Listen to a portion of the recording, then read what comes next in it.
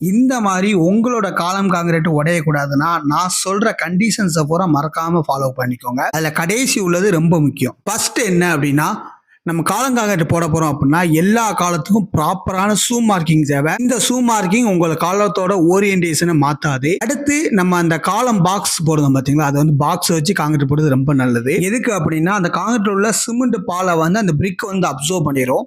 அதை வந்து நீங்கள் காலம் பாக்ஸ் போட்டு பண்ணீங்கன்னா அப்சர்வ் ஆகாது. சரிங்களா? அது முடிஞ்ச அளவு எல்லா இடத்துலையுமே பயன்படுத்த முடியாது. எது நம்மளால காலம் பாக்ஸ் பயன்படுத்த முடியுமோ, இப்போ உதாரணத்துக்கு ஃபூட்டிங் மேலே நம்மளால பயன்படுத்த முடியும், இந்த பேஸ்மெண்ட் மேலே பயன்படுத்த முடியும். மாதிரி பயன்படுத்தக்கூடிய இடத்துல நம்ம காலம் பாக்ஸ் பயன்படுத்தணும். பயன்படுத்த முடியாத இடத்துல நம்ம வந்து பலகை வச்சு அடிக்கலாம். இப்போ லிண்டலுக்கு மேலே நம்மளால அடிக்க முடியாது, பேஸ்மெண்ட்ல அடிக்க முடியாது. அந்த இடத்துல நம்ம வந்து முறையா நம்ம வந்து பண்ணணும். அது மாதிரி M20 கிரேட் தான் யூஸ் பண்ணணும். சரிங்களா? 1:1.5:3 ரேஷியோல M20 கிரேட் தான் யூஸ் பண்ணணும். அதுதான் இப்போ உள்ள ஸ்டாண்டர்ட் ப்ரொசீஜர்.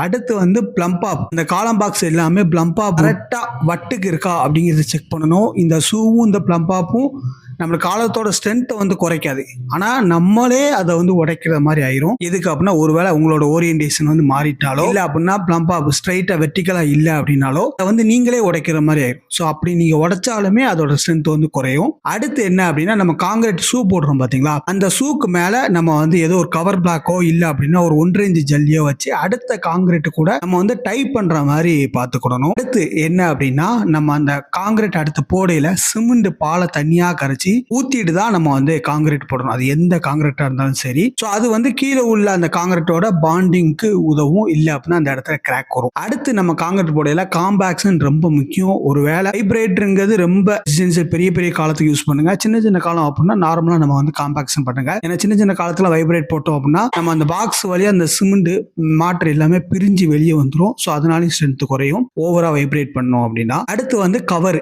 அந்த கவர் இல்லை அப்படின்னாலும் நம்மளுக்கு வந்து காங்கிரீட் வந்து ஈஸியா பிரேக் ஆயிடும். ஸ்டீலும் கரோஷன் ஆயிரும். 4 பக்கமும் கவர் இருக்க மாதிரி ஃபாலோ பண்ணிக்கோங்க. அடுத்து வந்து டீசெட்ரிங்.